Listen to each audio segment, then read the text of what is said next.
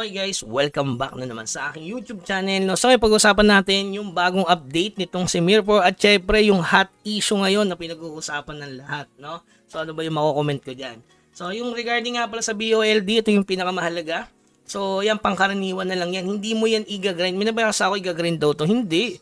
Kasi dati lagi naman tayo napasok sa BOLD. Siguro ikaw hindi ka napasok doon. Sayang yun guys. Kung pumapasok ka sa MS, SP, pumasok ka rin doon kasi may epic statue yun.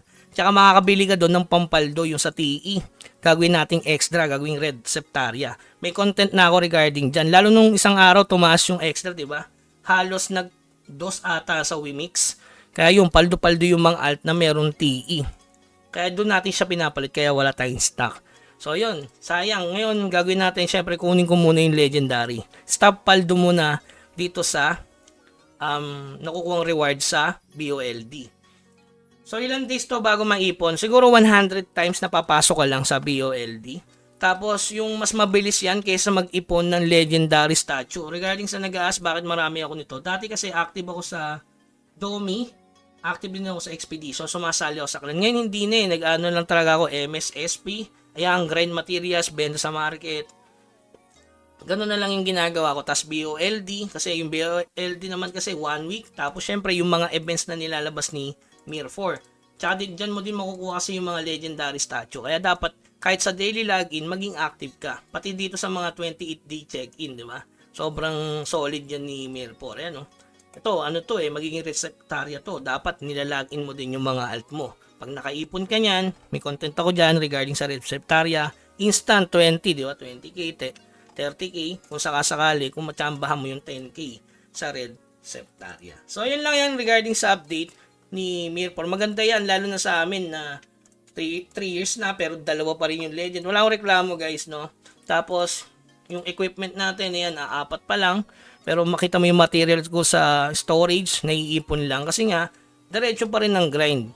MS, SP pa rin, boss raid. Yun lang naman ginagawa ko dito. Tapos, yun, mag-ENC na ako, magra-Ragnarok Landverse, TFT.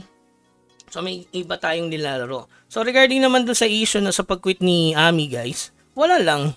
Para sa akin kasi guys, hindi naman porkit magkukwit ang isang player, magkukwit ka na rin. Tapos sasabihin nyo pa dead game. Paano naging dead game? Ang dead game kasi guys, kahit 100 player at buhay yung server mismo, pag nawala na mismo yung laro, yun ang dead game.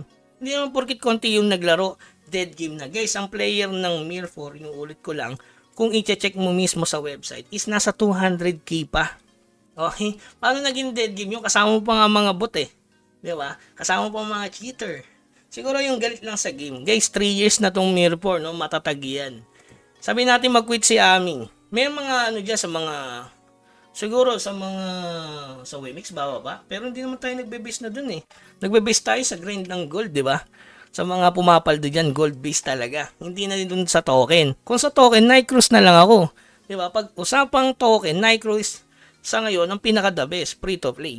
Kung cash out ng token, Nicros talaga. Pero pag usapang gold, marami pa rin. Summon, pwede mo ibenta.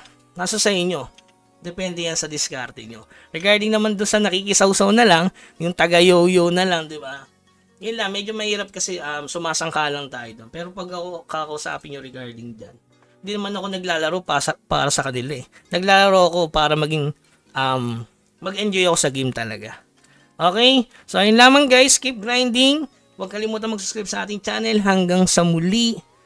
Paalam.